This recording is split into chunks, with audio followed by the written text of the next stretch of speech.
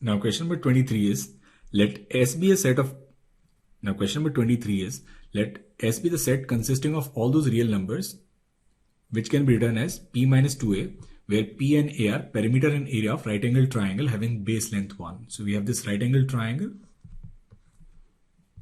and then base length is 1, area is half, base into height, base is 1, so height is 2a, so this is 2a, and if perimeter is P, then this third side will be P minus 2a minus 1. We write P minus 2a as some number n, so it will be simply n minus 1.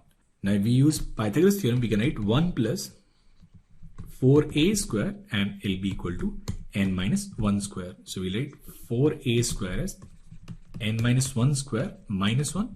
So it will be simply n minus 2.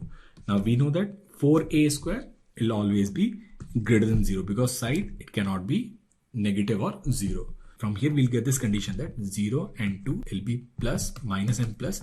So value of n should be either greater than 2 or less than 0. And also this side n minus 1 should be greater than 0. That is value of n should be greater than 1. So the range of n is from 2 to infinite, and that's your option number A.